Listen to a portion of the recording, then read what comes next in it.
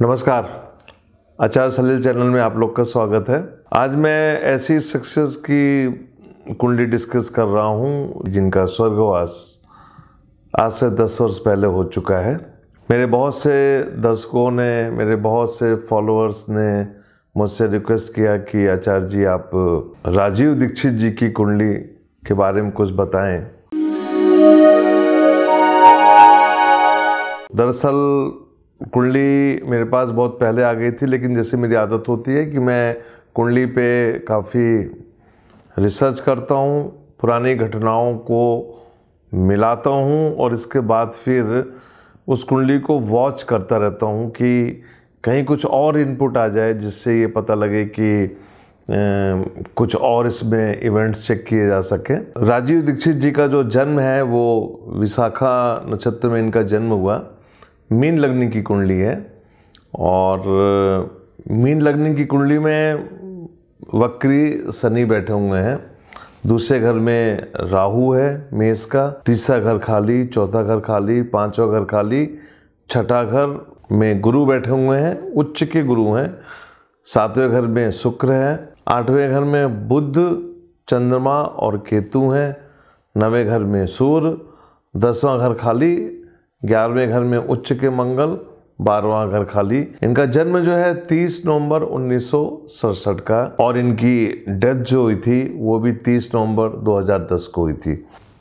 राजीव दीक्षित जी के बारे में बताना चाहूँगा कि एक ऐसी शख्सियत जिन्होंने अपना पूरा जीवन देश और समाज के लिए समर्पित कर दिया। देश में लोगों को ये बताया कि आयुर्वेद में वो शक्ति है जिससे हम अपनी स्वास्थ्य की चिंता कर सकते हैं, अपना इलाज कर सकते हैं आयुर्वेद के माध्यम से। हम जब आयुर्वेद की बात करते हैं तो हमें आयुर्वेद का जो ज्ञान है वो हमको वेदों से मिल गया था। वेदों में काफ़ी चर्चा की गई है आयुर्वेद के बारे में और बहुत से ग्रंथ हैं जिसमें आयुर्वेद की चर्चा की गई, लेकिन हमारे देश का दुर्भाग्य रहा है कि हमने आयुर्वेद को काफ़ी पीछे कर दिया, हमने उसको आगे नहीं बढ़ाया और जितना हमको बढ़ाना चाहिए था उतना हमने उसको बढ़ाया नहीं। राजीव दीक्षित ने खास तौर से ऐसे वक्त पे उन्होंने इसका दायित्व संभाला जब देश में जो मेडिकल है, जो आपकी मेडिसिन है,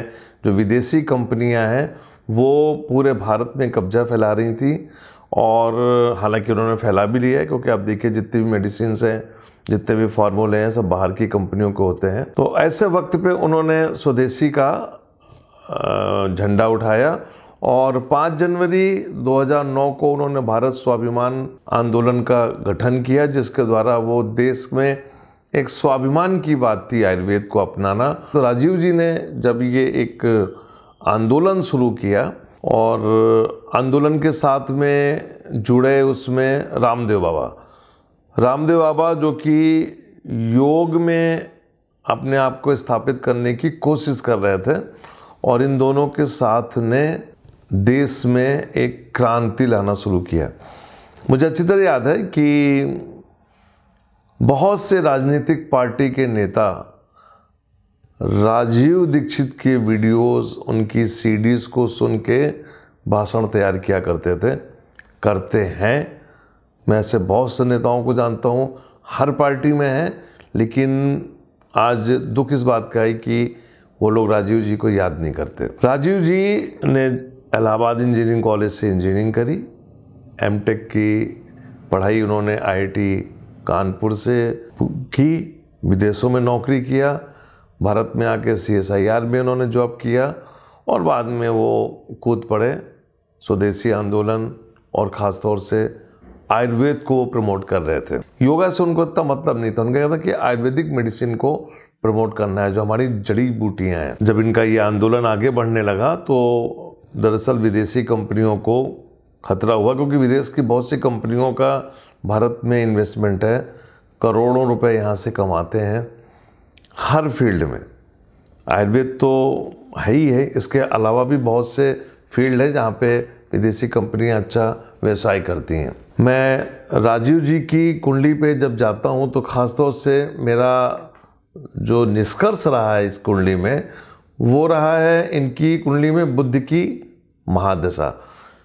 बुद्धि की महादशा में इन्होंने अपनी पढ़ाई पूरी की, बुद्धि की महादशा में इन्होंने नौकरी करी और बुद्धि की महादशा में इनका देहांत हुआ और लोकप्रिय भी हुए। बुध इनकी कुंडली में 8वें घर में बैठा हुआ है चंद्रमा और केतु के साथ, जिसको हम बोलते हैं राहु केतु एक्सेस में है। दूसरा घर जो होता है वो वाणी का होता है।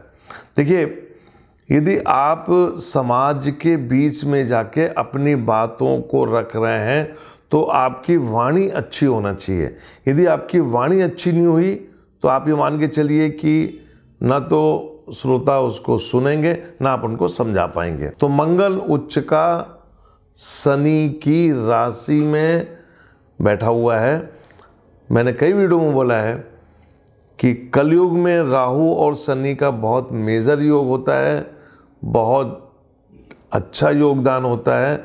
आप अपनी बातों को जनता को समझा सकते हैं यदि आपकी कुंडली में राहु और शनि बली हों। एक आंदोलन की शुरुआत हुई। इस आंदोलन में आके रामदेव बाबा जैसे लोग जुड़े। नहीं तो रामदेव बाबा को कोई नहीं जानता था मेरे हिसाब से, लेकिन लीडरशिप जो थी वो थी राजीव दीक्षित के पास, और राजीव दीक्षित ने एक आंदोलन को शुरू किया। बुद्ध की महादशा, इंजीनियरिंग की पढ़ाई ख़त्म करने के बाद कुछ समय जॉब करने के बाद इस आंदोलन में कूद पड़े और ये आंदोलन आगे बढ़ता गया। इस कुंडली का ये दुर्भाग्य था कि ये एक अल्पायु कुंडली, अल्पायु कुंडली का मतलब ये होता है कि 42 से 45 साल की उम्र के बीच का ये कुंडली था आयु के हिसाब से। 30 नवंबर 2010 को जब उनकी डेथ हुई, उस समय यदि हम जाके देखें कुंडली को कि 30 नवंबर को ग्रहों की क्या स्थिति थी, तो बुध जो उनका दशा लॉर्ड है राजीव जी की कुंडली पे, वो राहु केतु एक्सिस में मंगल के साथ बैठा हुआ है। तो 30 नवंबर की जो घटनाक्रम होती है वो इनकी कुंडली में जाके साफ नज़र आती है कि स्वास्थ्य उनका खराब था, इसमें कोई दो राय नहीं। क्या वो बच सकते थे? मेरा ये मानना है एस्ट्रोलॉजिकली, थोड़ी देर पहले मैंने बोला कि आयु निर्धारण जो होता है उस हिसाब से इनकी कुंडली 42 से 45 वर्ष के बीच में थी। एक तो ये क्लियर हो गया। दूसरा क्या था, क्या वो बच सकते थे? डॉक्टरों के हिसाब से, जैसे मैंने कई डॉक्टरों से बात किया तो डॉक्टर बोलते हैं कि यदि उनको अच्छी मेडिकल फैसिलिटीज़ मिलती, अच्छी सुविधाएं मिलती, अच्छे अस्पताल मिलते तो बच जाते, ऐसा डॉक्टरों का कहना है। मेरा मानना डिफरेंट है। जुपिटर विशाखा नक्षत्र पे छठे घर में बैठा हुआ है। लग्न लॉर्ड जब भी सिंह राशि में जाता है तो आदमी बहुत एग्रेसिव हो जाता है और उसको मंगल देखता है। तो जब मंगल देखता है तो और फायरी नेचर हो जाता है। आप इनके वीडियोस को देखिए, बहुत ही एग्रेसिव वीडियोस हैं, लेकिन खुद के लिए नहीं है, देश और समाज के लिए है। दूसरा घर और सातवां घर का जो एक्सेस होता है वो ये बताता है कि इनके पास बहुत ही महत्वपूर्ण जानकारियां रहती थी, जिसको लोगों ने कैश किया, उसका फ़ायदा देश को मिला या नहीं मिला ये तो आप लोग मुझसे बेहतर समझेंगे। लेकिन मेरा ये मानना है कि राजीव दीक्षित जी को लोगों ने इस्तेमाल किया अपने व्यवसाय के लिए। यदि चाहते तो एक उनको अच्छी सुविधा मिल सकती थी। मैं अपने फॉलोअर्स की बातों से सहमत हूँ। वो 30 नवंबर में ग्रहों की जो स्थिति है वो भी प्रूफ करती है, दशा अंतरदशा में भी वो चीज़ प्रूफ होती है। और वो क्या चीज़ है? उनकी बॉडी का पोस्टमार्टम ना कराना। ये सबके मन में एक संदेह पैदा करता है कि पोस्टमार्टम क्यों नहीं हुआ, जबकि अमूमन किसी की भी डेथ होती है संदेहास्पद तरीके से तो उसका पोस्टमार्टम होता है। पोस्टमार्टम नहीं कराया गया। लोगों की जो रुचि थी वो ये थी कि जल्दी से जल्दी इनका क्रिमेशन हो जाए और इनकी बॉडी को, इनके अवशेषों को या इनकी अस्थियों को गंगा में प्रवाहित किया जाए।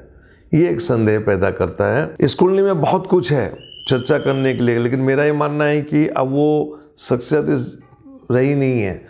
तो मैं ये मानता हूँ कि एक उनको अच्छी श्रद्धांजलि दी जाए, सरकार से मांग की जाए कि जांच का काम करना तो सरकार और पुलिस का होता है, लेकिन मैं चाहूँगा कि सरकार उनको एक अच्छा सम्मान दे, जिससे कम से कम आयुर्वेद का उद्धार हो, लोग बाग आयुर्वेद से जुड़ें और आगे कुछ काम करें। नमस्कार।